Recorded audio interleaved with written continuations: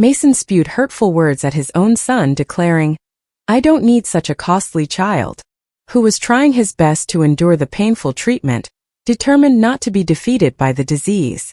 Right beside Mason, hearing those words, Bella burst out laughing.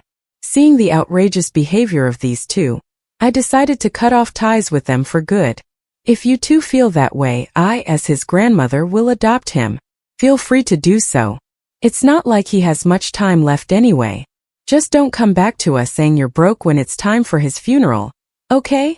Bella carelessly uttered those words and laughed loudly. Hearing this, I was overwhelmed with fury. From now on, we're strangers. Never contact me again. Got it? See ya. There was something I've been told by the doctor regarding my grandson Matthew's condition, but I decided to cut ties without informing my eldest son and his wife about it. When they find out, I'm sure they'll regret it deeply. As I gently hugged my grandson Matthew, I had a premonition that they would definitely regret what they'd done. My name is Maria. I'm 65 years old. I don't work and I live as a housewife. My husband passed away 8 years ago and now I live alone. It was lonely at first, but I've gotten used to it. With my husband's inheritance, my retirement fund, and my pension combined, I can live a nice peaceful life. I have a son and his name is Mason. He's 35 and still hasn't settled down. Even though he is at the ideal age of getting married, he doesn't have a stable job and lives freely every day. After graduating college, he got a job but quit after 2 months because of conflicts with his boss. He's had jobs on and off, but none lasted. My husband and I sometimes had to pay off debts that Mason had. When my husband was alive, he lectured Mason about his lifestyle. After he passed away, Mason rarely visited due to my husband's will. Mason only received a mandatory minimum inheritance. Perhaps that's why he was upset. I haven't kept in touch with him. I've cared for and supported him until he graduated from college, both mentally and financially. But I feel responsible for the fact that my son has grown up with such a careless personality. I believed I had done enough for Mason until he stepped into society, thinking that I didn't need to help him that much once he became an adult. However, one day out of the blue, Mason returned home without any notice. It had been 3 years since we last saw each other, but he looked different and seemed worn out. His fashion had changed dramatically, wearing something like an aloha shirt, and he stood out in our rural area full of farmlands. "Hey, I got married, you know?" "What? Married?" Caught off guard by the Sun news, I was left in a state of shock and confusion, seeing my perplexed expression. Then he clicked his tongue and called out to someone in his car. "Hey, it's okay now. Come over here, okay?" The woman who stepped out of the car with a high-pitched voice was dressed in a way that also stood out, which was difficult to ignore. And to my surprise, behind her was a small child toddling along. What a child! What on earth is going on?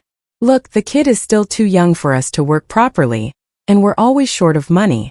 That's why we've come back home, carrying such surprising news. I couldn't believe Mason's nonchalant attitude. The little child, who seemed to be around 2 years old, had long hairstyle that made it difficult to tell if the child was a boy or a girl. However, upon closer inspection, the child had a slight resemblance to Mason when he was young. "From today on, we'll be staying here." "Hello, I'm Bella. Nice to meet you." Bella breezily passed by me and entered the house, as if she had always lived there, while the little child tried hard to follow his mother. Bella seemed to pay him no mind and quickly went inside. Seeing this, I couldn't bring myself to turn them away and allowed them into my home. The moment they placed their luggage down, the couple looked as though they were about to go out, so I hurriedly stopped them and asked for an explanation. After my husband passed away, Mason quickly got to know Bella, and they started dating. Soon after, they discovered she was pregnant. By the time they found out, it was too late for an abortion. They decided to have the baby, but things turned out more costly than expected, and they ran out of money, which led them back here. However, it seems they still have money for their own pleasures, just not for their child. What? How can you be so irresponsible? If you want, the kid's a hassle. Can't talk yet, and to be honest, just gets in the way. It was shocking to hear such heartless words from my own son, but what shocked me even more was seeing Bella not in agreement. Well, that's how it is. Looking after and loving your grandchild is a grandma's duty, right? Please help us out. We're going to grab a drink near the station. Matthew, be good and stay with Grandma. Despite my attempts to stop them, they quickly left, ignoring what I had to say. It takes about 20 minutes by car from our house to the station.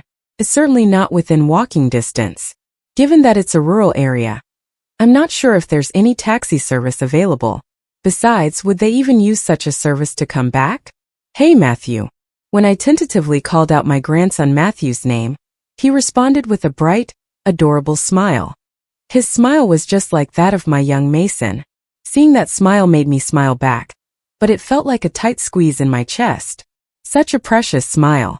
I have to protect him from now on. Seeing Matthew's innocent smile, I vowed to do so from the bottom of my heart during our time living together. Whenever I taught Matthew household rules, he picked them up quickly. He was a very bright child. By the time he turned 3, he had learned to speak very well, better than most children his age. I couldn't help but adore him.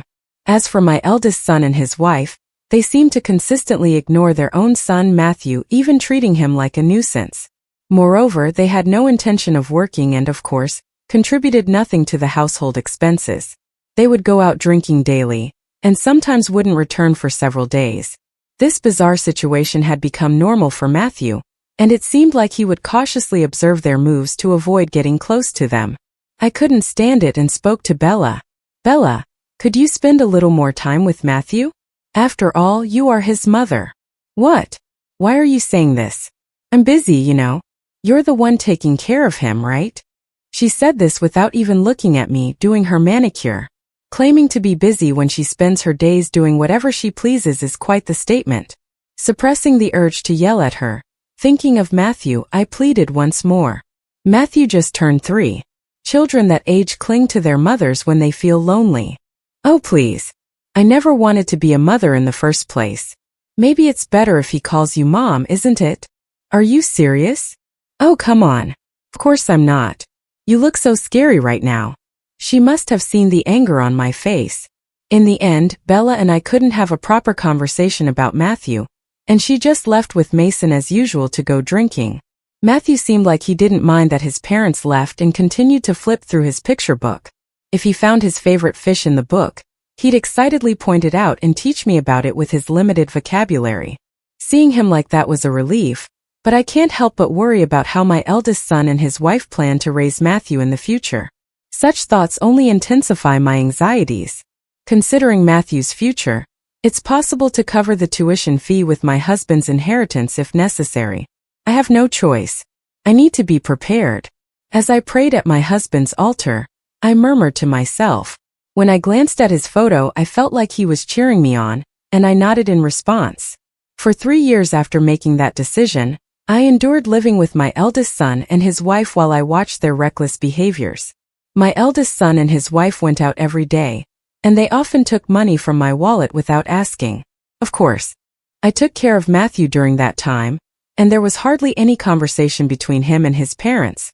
Matthew grew up rapidly, and one day just before his elementary school enrollment, a tragedy struck. Hello, are you Matthew's grandmother? Dee has been taken to the hospital. Can you come immediately? On my way back from receiving adoption paperwork from the city office, I received a call that Matthew was taken to the hospital. It took 3 years of living together, multiple visits to the city office, and finally an opportunity to adopt Matthew was being given to me. I thought I could finally separate him from them, but what could have possibly happened? Holding back my emotions, I headed to the hospital where Matthew had been taken. Upon arriving and hearing the details, the doctor mentioned Matthew would need to be admitted. I was confused and asked for clarification. Doctor, what's wrong with Matthew? What's the problem? I'll explain the details once his parents arrive, the doctor said, seeming to be waiting for Matthew's parents. But the nurse approached with a worried look, which gave me a bad feeling. She nodded at me, then whispered something to the doctor. What? The parents don't want to know about their own child's condition. Surprised by the unexpected attitude of my eldest son and his wife, the doctor's loud voice echoed throughout the hospital. I sighed, thinking it was just as I expected. Then, swallowing my pride, I explained our family situation to the doctor. At first, she seemed skeptical, but after seeing the detailed records I kept and realizing Matthew's biological parents weren't coming, She believed me and explained Matthew's condition. Ma'am, about Matthew's condition, please stay calm. The test results showed cancer in his kidneys. What? Cancer? This can't be. The unexpected news was a shock, and I fell from the chair I was sitting on. The pain of the fall was nothing compared to the shock of hearing about cancer in a 6-year-old's body. The nurse helped me get up, and the doctor started talking again. Fortunately, there's no sign of metastasis in Matthew's case. With immediate surgery, his life can be saved. Really? If he undergoes the surgery, he will be saved. Yes, however, we need the parents' consent for the operation. The cancer could progress quickly, and ideally, we'd operate immediately after explaining to the parents. Hearing this, I was at a loss for what to do. I couldn't imagine those two showing any concern for Matthew. As I pondered, I decided to visit Matthew's room first. There, I witnessed something I couldn't have imagined. Hey, I heard you have cancer, a voice said. I overheard the doctor talking to your grandma in another room. Your life's in danger. If you keep clinging to life, it'll cost us more money, so just do us a favor. Hearing these heartless words, I felt rage building inside me, but Matthew, who had just been subjected to such terrible words from his parents, looked at them with somewhat cold eyes. The cold stare he gave to his parents seemed mature beyond his 6 years. His parents appeared taken aback but soon laughed again. Really? You're such an expensive kid. What are you saying? You two are the ones wasting money without thinking. I burst into the room. Mason looked surprised, but he quickly turned to Matthew and started mocking him again. We don't need such an expensive child like you. He hurled cruel words at his own son, who was bravely facing his illness. Next to Mason, his wife Bella was laughing hysterically. Witnessing their outrageous behavior, I decided to cut ties with them forever. If that's how you feel, I, as his grandmother, will adopt him. Go ahead. He won't live long anyway. Just don't ask us for money for the funeral. Bella said such a terrible thing and laughed out loud. Hearing this, an indescribable rage surged within me. From now on, we are strangers. Don't ever contact me again. Got it? See you then.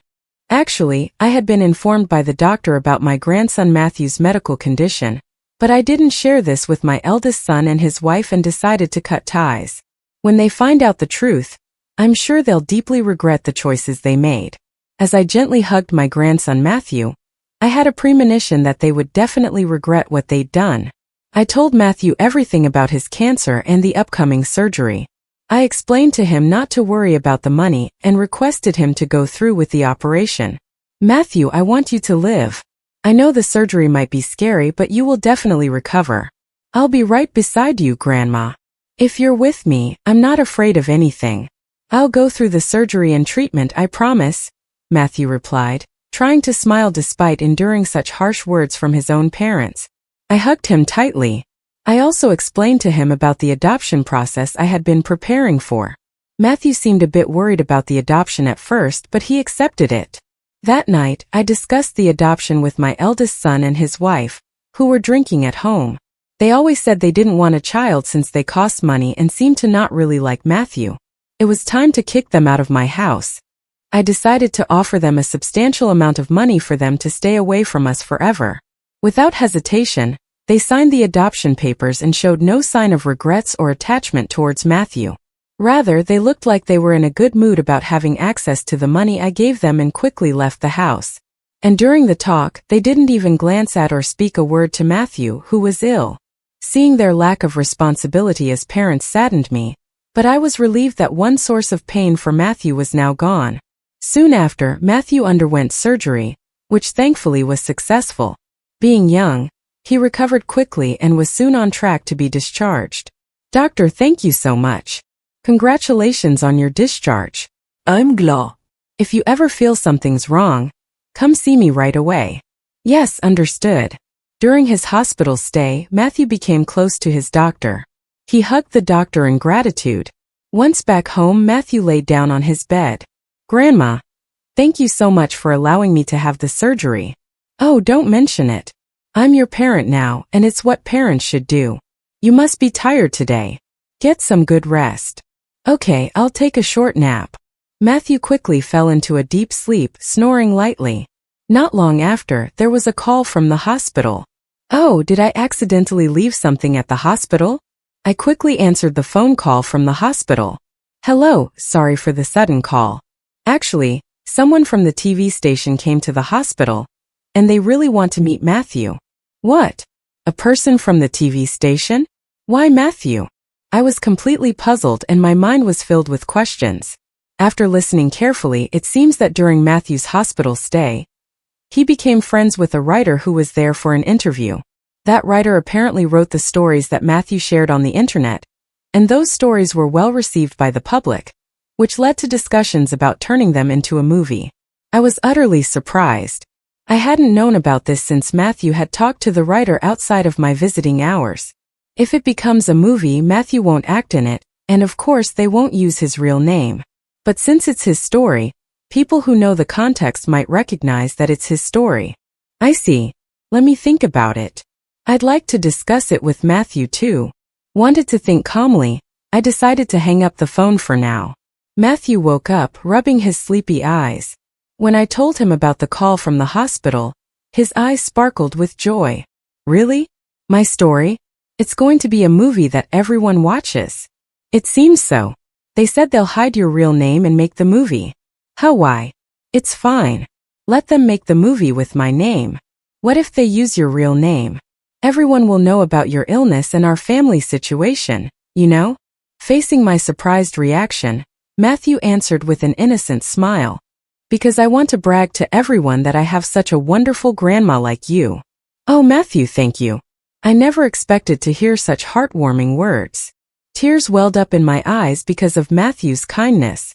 That night's dinner tasted saltier than usual, but I felt profoundly happy and fulfilled. The movie preparations went smoothly.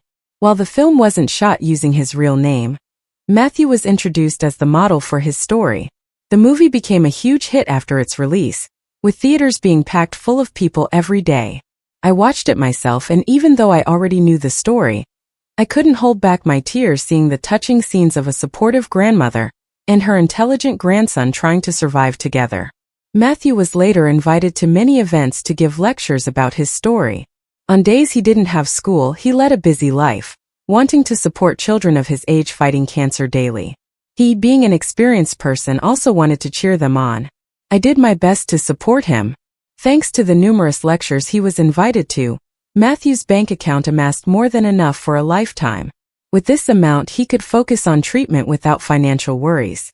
If his illness relapsed, and even if something were to happen to me, there would be more than enough money for him to attend university without any concerns. With these thoughts, I carefully stored the passbook under Matthew's name, thinking it would be essential for the future. One day, after such a life had continued, my eldest son and his wife, who we hadn't heard from in about 4 years, suddenly came to our house.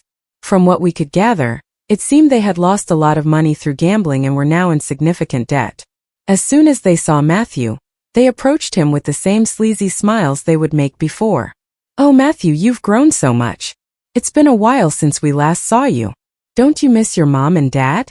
Exactly, we raised you when you were a baby. Don't you think you owe us?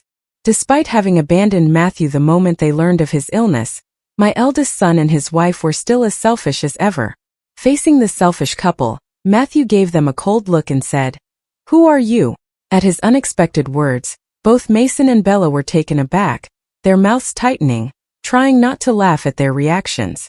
I stepped in between the couple and Matthew to continue the conversation. "Excuse me, but who might you be? And do you have some business with my son, Matthew?" "What are you talking about? Matthew is my son. That makes him your grandson." Mason would say this angrily, but I too looked at the couple with a cold stare. Under my gaze, Mason flinched for a moment, but soon turned to Matthew with a pleading tone. "Listen, Matthew, I messed up. I lost more money than I thought in horse racing. I'm in a really bad situation now. Can you help me out? If I have $50,000, it would be enough." $50,000? That much. I couldn't help but exclaim at the unexpected amount. No matter the reason, a debt of $50,000 from gambling was unthinkable. My late husband and I always warned him against gambling and going into debt, but it seemed Mason hadn't listened at all. The money Matthew saved came from the fees he received for giving lectures. He went through a lot to earn that money, sharing painful memories in front of many people. You too can't use his hard-earned money just for your enjoyment. I firmly refused and closed the front door right in front of Mason's face. Outside, my eldest son and his wife seemed to be shouting and complaining, but they were so loud that I called the police. Soon after, the noise died down, and it seemed the two of them had given up and gone home. However, they apparently didn't give up that easily. The next morning, the couple started causing a commotion in front of our house again. Mom, please listen. I've changed my mind and I'm turning over a new leaf. I'm sorry for everything. Please let me in, Matthew. I'm so sorry. From now on, I'll be with you and take care of you properly.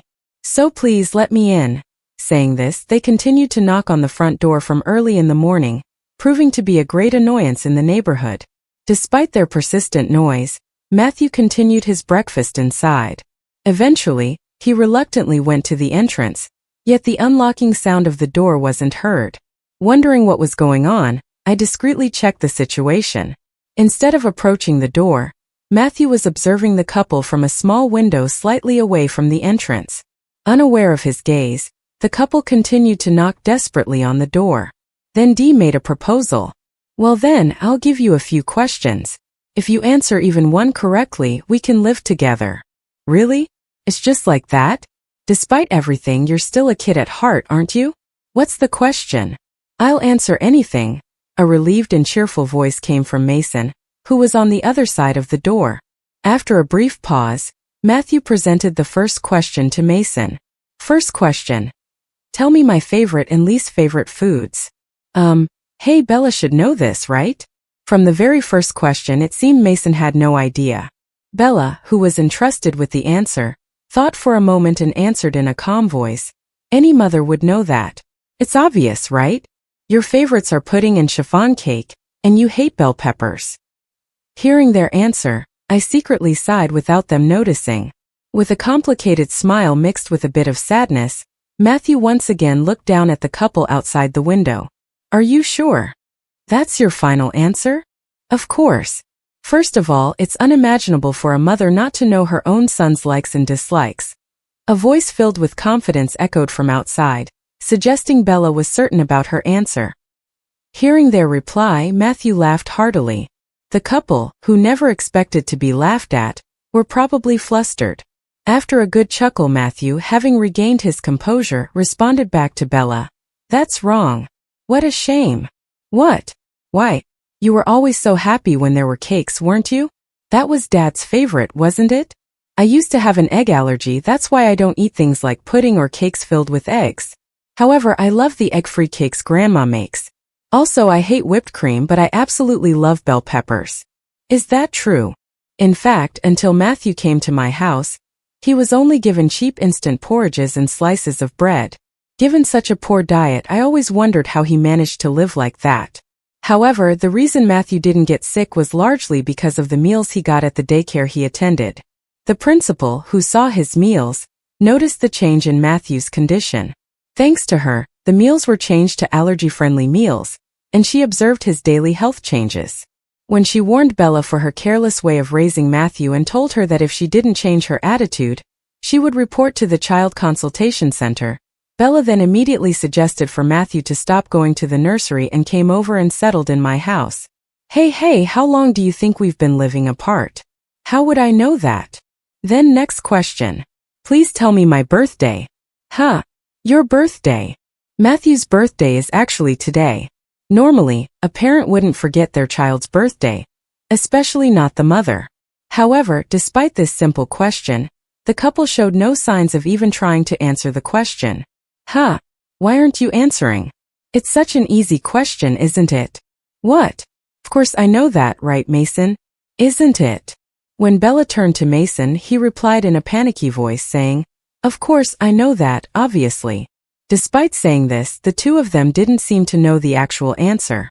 If you don't know, you should just admit it. Even after waiting for about 5 minutes, the two didn't answer. Matthew muttered under his breath. From his expression, it was clear he was sad that even his own parents didn't remember his birthday, and my heart ached for him. No, wait, I just had a brain fart. Of course I know it.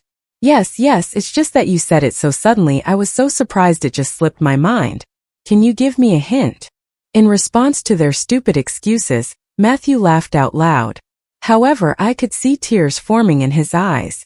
Feeling very bad for Matthew, I quietly moved closer to him and held his hand. Surprised when he saw me, but he nodded, wiped away his tears, and looked straight at the couple saying, "Hey, it's normal for real parents to remember their own child's birthday, but you're asking for hints and all these funny things. I've never been celebrated by you two, so it's just as expected." "What?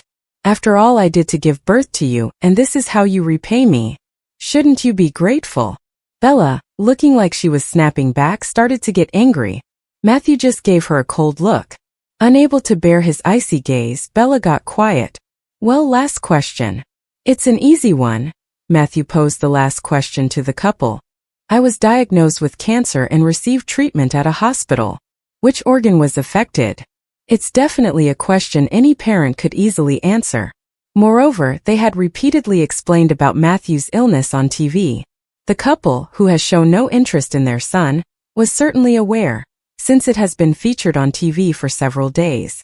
However, the answers they gave were unexpected. "Wasn't it the heart?" "Huh. No, wasn't it the stomach?" I was so surprised that I even leaned back and looked up at the ceiling. Knowing their hopeless situation despite Matthew's story being a hot topic in the world, I realized for the first time that my eldest son and his wife had absolutely no interest in Matthew. Upon hearing this, Matthew must have thought, "I never expected it to be this bad." I felt sorry for Matthew as I watched him with concern. To my surprise, he was laughing. "Thanks, I get it now. It's worse than I thought. What's wrong? Did we miss something?" Seeing Matthew's unexpected full smile, my eldest son and his wife seemed puzzled.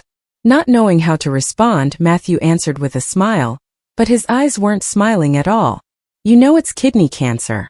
Despite you claiming to be my family, you know nothing about me. The only one I consider my family is Grandma Maria." "Excuse me? Shouldn't you be grateful I gave birth to you?" "That's the point. To me, the only one I can call a parent is Grandma Maria." "Oh, looks like my ride is here. Please don't bother coming here again." Matthew left those words to them and closed the window with a bang. Outside, my eldest son and his wife were raising their voices in anger. However, when the police arrived and warned them, they immediately stopped and it became silent. I was worried that Matthew might have been hurt by this, but he looked relieved and smiled at me. What I said to them just now, that they are not my parents, is truly how I feel. I've always wanted to call you Mom. I was just too shy to say it. Can I call you that? Of course, Matthew. Thank you. Touched by his words, I hugged Matthew tightly in tears. Mom, you're squeezing too hard. But he hugged me back just as tightly. As for those two, they claimed to be the victims, saying they had lost their son to me. They were saying nonsense like I was being deceived by him. But everything they've done to Matthew is all documented and recorded, including testimonies from his kindergarten days and the parenting diary that I kept. The police reviewed the evidence and dismissed their claims. Still, for the sake of verifying facts, the police did contact us. The officers seemed to be somewhat exasperated with the stubborn claims of my eldest son and his wife. After the call from the police, Matthew went to the police station alone to see those two. He came back looking refreshed. I said my final goodbyes to them, and while I was there I also spilled everything about the terrible things they've done. They won't have a normal life for a while, I guess. Matthew showed me the evidence he had mentioned. Shockingly, there was footage of the couple committing theft and exchanging money with a stranger. It seemed they believed they could live comfortably off the royalties if they could draw Matthew to their side. They even planned to sell him to someone known for shady dealings in the black market. They have such a terrible plan, I said in shock, feeling chills down my spine. I never thought my own son would be so cruel to his own child. Matthew spoke softly to me, who was dumbfounded. I asked the manager to look into it, and we found out about this shocking truth. I thought if you found out about this, you might be shocked to the point of fainting. That's why I kept it a secret. I'm sorry. It's okay, Matthew. For you, I'd do anything and always have your back. It's even scarier to not know about such a terrible truth. I'm really sorry for hiding it from you all this while, I replied. The only one who worries about me this much is you, Mom. That's why I want to protect you too from now on. Matthew said with a slightly embarrassed expression. Tears of joy welled up in my eyes. Even though he has faced many hardships and looks mature for a 10-year-old, that shy expression he had looked just like a child, which warmed my heart. As for my eldest son and his wife, they were later found to have committed numerous other crimes and eventually served nearly 10 years in prison. They never showed any remorse or apologized. The letters they sent are collected by Matthew's manager, and they still demand repayment for having brought him into the world. Matthew continues to visit hospitals to encourage sick children. He's now in middle school and has hit puberty, but his inherently kind and honest nature remains unchanged. He's living an honest life. Lately it seems he has a girlfriend. I catch glimpses of him sneaking out on dates, and I watch over him fondly thinking how cute. The cancer we were worried about shows no signs of recurrence at the moment, and his recovery is going well. Although it's impossible to say it will never come back. Regular checkups are essential. Still, for now, he's living just like any other kid of his age and seems happy every day. I still fuss over Matthew and nag him a lot. Naturally, there are times when he gets annoyed, but taking care of him is what gives my life purpose. I hope Matthew can bear with me a little longer. My current biggest goal is to live long enough to attend Matthew's wedding as a parent. If I'm to be greedy, I'd love to see the face of Matthew's child, my great-grandchild. To ensure I live healthily till then, I've started going to the gym. Because of this, people around me are often surprised, calling me a lively and young grandmother. For Matthew's sake too, I'll strive to be a mother he can proudly show off for as long as possible. I'm going to keep pushing forward.